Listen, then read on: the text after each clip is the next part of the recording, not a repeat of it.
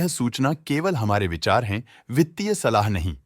निर्णय लेने से पहले खुद शोध करें।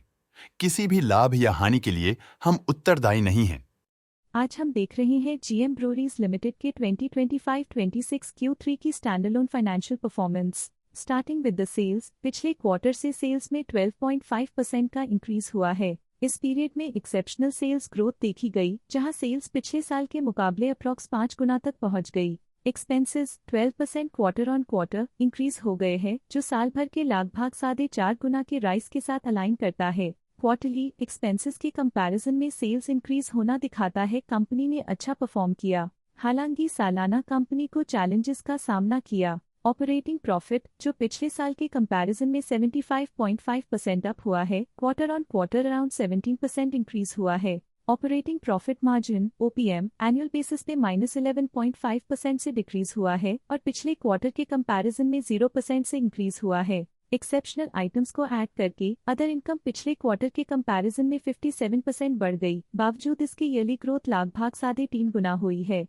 डिप्रिशिएशन कॉस्ट में 0% का क्लाइंब देखने को मिला और ईयरली बेसिस पे -20% का डिक्रीज देखा गया। प्रॉफिट बिफोर टैक्स एनुअली 91% बढ़ा, लेकिन प्रीसीडिंग क्वार्टर से 20.5% बढ़ा है। इस साल कंपनी ने 25% टैक्स पे किया और क्वार्टरली कंपनी ने 25% टैक्स पे किया है। नेट प्रॉफिट ने ईयर ऑन ईयर 91% का इंक्रीज दिखाया, लेकिन लास्ट क्वार्टर से 20.5% का इंक्रीज हुआ है। इस क्वार्टर में कंपनी का परफॉर्मेंस अच्छा रहा और स्ट्रॉन्ग ऑपरेशनल मैनेजमेंट दिखाया। वहीं अगर एनुअल एनालिसिस की बात करें तो इस साल कंपनी का परफॉर्मेंस काफी अच्छा था। अर्निंग्स पर शेयर (EPS) में साल भर में अप्रॉक्स 2 गुना का इजाफा देखा गया, जो कंपनी की बेहतर परफॉर्मेंस को दिखाता है। लेकिन क्वार्टरली में 20.5% की बढ़ोतरी भी नजर आई। इस क्वार्टर में कंपनी का EPS अच्छा रहा और स्ट्रॉन्ग मैनेजमेंट दिखाया। जीएम ब्रूअरीज लिमिटेड के फाइनेंशियल स्नैपशॉट को रिव्यू करते हुए कुछ मुख्य ट्रेंड्स सामने आए हैं, जो कंपनी की परफॉर्मेंस पर रोशनी डालते हैं।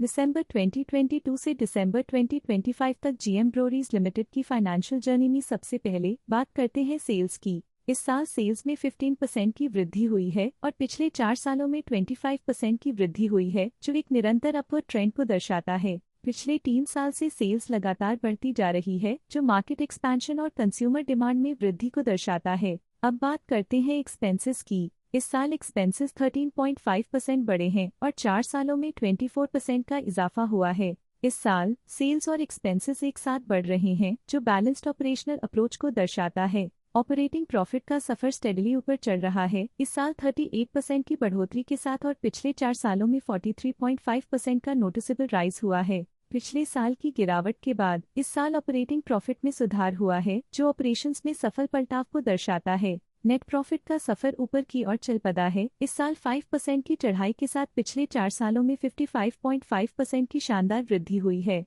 एक अस्थायी गिरावट के बाद लगातार दूसरे साल नेट प्रॉफिट में वृद्धि हुई है, जो फाइनेंशियल लैंडस्केप में साइक्लिकल रिकवरी को दर्शाता है। इस साल EPS ने ऊंचाइयों को छुआ है 5% की वृद्धि के साथ, जो पिछले 4 सालों में 56% की मजबूत वृद्धि पर आधारित है। एक अस्थायी सेटबैक के बाद EPS ने लगातार दूसरे साल अपनी अपवर्ड ट्रैजेक्टरी को जारी रखा है, जो कंपनी की वॉलेटाइल मार्केट्स में अडेप्टेबिलिटी को दर्शाता है। चलिए अब बात करते हैं शेयर होल्डिंग पैटर्न की। शेयर होल्डिंग रिपोर्ट्स कुछ इस प्रकार की हैं, जो के तक चलता है। ये रिपोर्ट कंपनी के शेयर्स की डिटेल्ड जानकारी देता है, जिसमें promoters, promoter groups, foreign investors, public investors और सरकारी एंटिटीज शामिल हैं। जब कंपनी के शेयर्स का अधिकतम हिस्सा प्रमोटर्स, FII, DII या गवर्नमेंट के पास होता है, तब ये माना जाता है कि कंपनी मजबूत हाथों में है, जो स्थिरता और मजबूत समर्थन को दर्शाता है और इस मार्केट की स्थिरता बनी रहती है। ये था कंपनी का करंट शेयर होल्डिंग पैटर्न। चलिए झांकते हैं इस क्वार्टर की DII डील्स पर, जो विशेष रूप से सुर्खियों में रही। 31 अक्टूबर 2025 को प्रीति प्राइवेट लिमिटेड ने 1.6 लाख शेयर्स अपने पोर्टफोलियो में शामिल किए 1239.36 रुपीस पर यूनिट के हिसाब से, जिसका टोटल था 19.6 करोड़। 31 अक्टूबर 2025 को प्रीति प्राइवेट लिमिटेड ने 1.5 लाख शेयर्स एग्जिट कर लिए 1245.57 रुपीस पर यूनिट के हिसाब से, जिसका टोटल था 19.2 करोड़। 30 अक्टूबर 2025 को प्रीति प्राइवेट लिमिटेड ने 2.4 लाख शेयर्स खरीद लिए 1273.43 रुपीस पर यूनिट के हिसाब से, जिसका टोटल था 30.2 करोड़। 30th of October 2025 को कृति प्राइवेट लिमिटेड ने 2.3 लाख शेयर्स बेचे 1279.24 रुपीस पर यूनिट के हिसाब से, जिसका टोटल था 30 करोड़।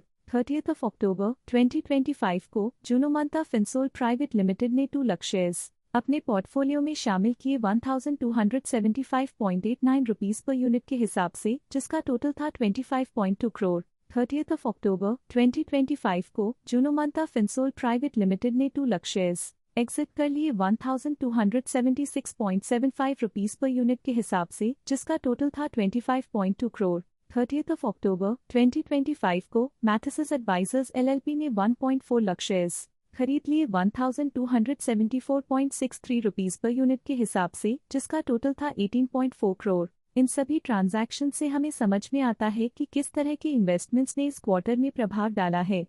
आज के लिए फाइनेंशियल सेक्टर में इतना ही। देखने के लिए धन्यवाद।